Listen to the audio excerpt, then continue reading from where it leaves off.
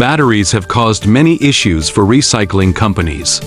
Looking ahead 3 to 5 years, what do you think the state of this element's recycling will be? And what foundational path do you envision? I currently have equipment for direct crushing, and I also have a partner who focuses on reverse disassembly. I really support reverse disassembly for large power batteries, because it thoroughly separates the anode and cathode, making element recovery and impurity removal easier and more efficient. However, for smaller batteries, I believe that direct crushing is a better approach. When it comes to battery recycling, it's essential to handle waste materials as part of our social responsibility, regardless of whether we recycle or not. These materials must be processed. You highlighting the issue of battery classification, assuming there are sufficient quantities. I still suggest that classification is necessary. However, if the quantities are insufficient, attempting to classify can become quite troublesome. Used batteries, as a recyclable resource, are similar to the resources found in our mines. Under current conditions, they represent a more economically viable route. However, if we consider a smaller scale, then from our production perspective, it wouldn't be economically viable. Therefore, the choice of technology depends on the entire market context. In terms of technology, there's no one-size-fits-all solution, only the most suitable technology for the current situation.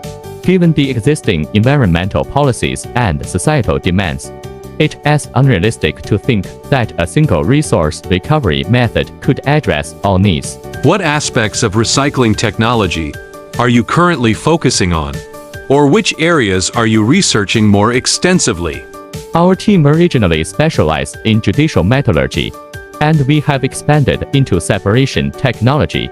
Our strength lies in efficiently and economically separating ions from electrolytic solutions for resource recovery. We aim to reclaim useful materials while removing harmful substances, striving for resource recycling.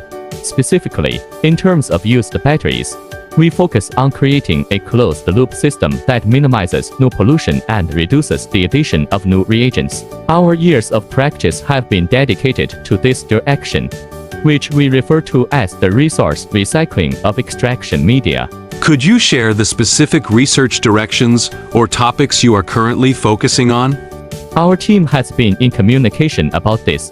Currently, in the field of separation technology, we are focusing on the recycling of discarded batteries and the extraction of energy metals.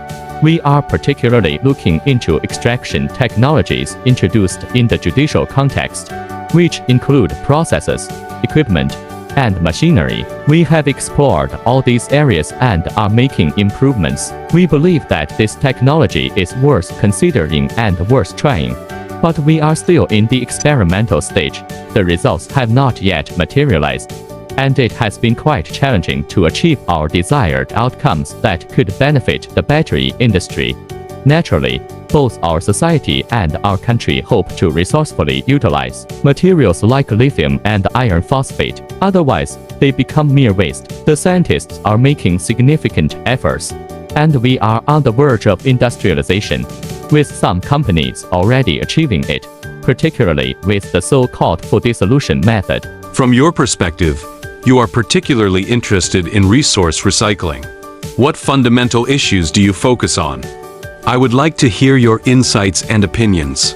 In terms of resource recycling, we actually invest quite a bit of effort based on our experience. The current technology at Sanyuan mainly involves the traditional full reduction method, which is the carbon reduction process.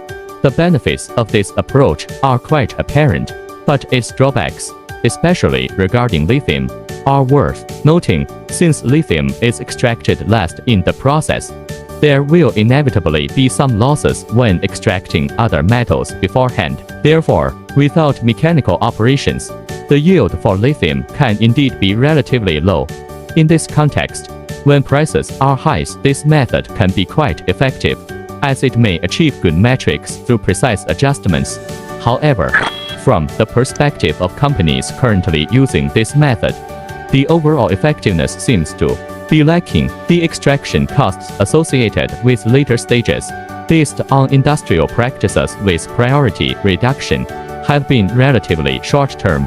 Ultimately, when evaluated, the cost difference may not be significant. I'm not sure if you have any research or directional plans or ideas that you could share with us. Dealing with sodium sulfate waste is indeed a significant headache. While there may still be some markets for it in certain areas, in places where it is more concentrated or not needed, it becomes quite problematic. When discussing resource recovery from sodium sulfate, the current methods can be costly. For instance, grinding it down often yields materials that are neither sufficiently concentrated nor pure. To tackle this issue at its source, many suggest avoiding sulfate-based systems altogether. Alternatives like chloride or nitrate systems could potentially address the problem. However, promoting a shift to these systems is very challenging. Companies are often hesitant due to the large investments required and the associated risks. Nevertheless, I believe it is worth attempting to make that transition.